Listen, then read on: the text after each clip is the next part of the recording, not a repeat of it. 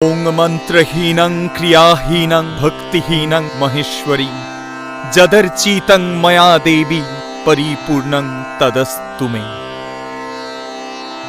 ओं ग्रोहीतुं शरदिं पूजां मर्तमण्डल संस्थितं चण्डिकां त्वं नमामद्य स्वयमर्घादि गृहतम्।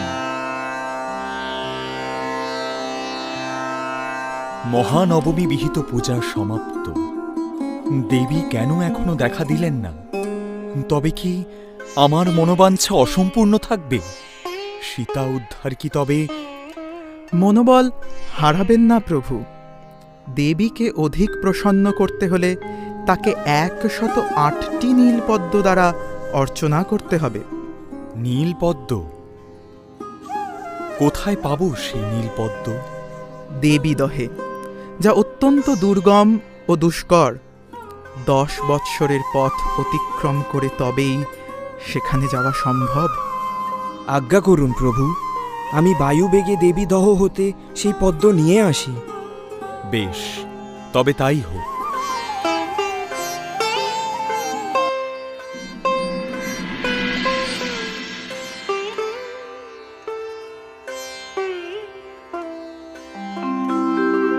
তুমি জগতের মাতা, যোগী জনানুগতা, অনুগত জনে কৃপা কল্পলতা।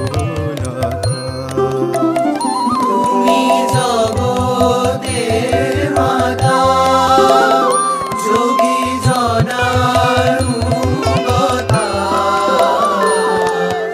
অনুগত জনে কৃপা কল্পলতা। তোমায় মা বলে ডাকিলে নাকি কোলে নাও ভক্ত জনে। তোমায় মা বলে ডাকিলে নাকি কোলে নাও ভক্ত জনে। তোমায় মা বলে ডাকিলে নাকি কোলে নাও ভক্ত জনে। কমলাসনে একবার বিরাজ হৃদি কমলাসনে। শেষ পদ্মটি কোথায়? হনুমান, তুমি 108টি পদ্মই এনেছিলে তো? আজ্ঞে হ্যাঁ প্রভু, আমার গণনায় কোনো ভুল হয়নি। দেবীদহে মাত্র 108টি নীলপদ্মই প্রস্ফুটিত হয়েছিল। বেশ, তবে অন্যত্র হতে নিয়ে এসো। তাহা যে একেবারেই অসম্ভব হে রঘুবীর।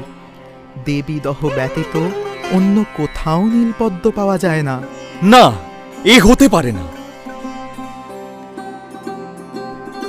এ নিশ্চয়ই দেবীর পরীক্ষা।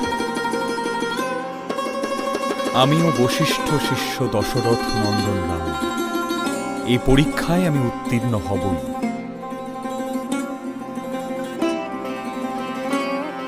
মাতা স্নেহবশত আমায় কমললোচন বলে ডাকতেন। আজ আমি আমার এই কমল সদৃশ্য নয়ন নিবেদন করব জগন্মাতার চরণে।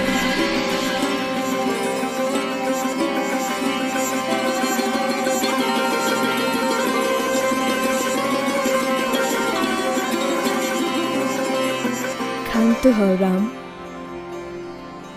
মা, মা মহামায়া, তুমি এসেছো মা?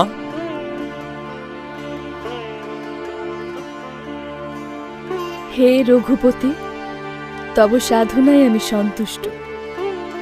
আমার পরীক্ষায় তুমি উত্তীর্ণ।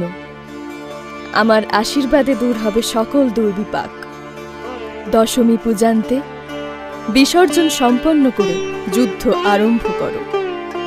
সেই যুদ্ধে বিনাশ হবে পাপের, বিনাশ হবে পাপীর, বিনাশ হবে দশাননের। আমি থাকব তব পক্ষে। পুনরায় ফিরে পাবে সীতাকে তব পক্ষে।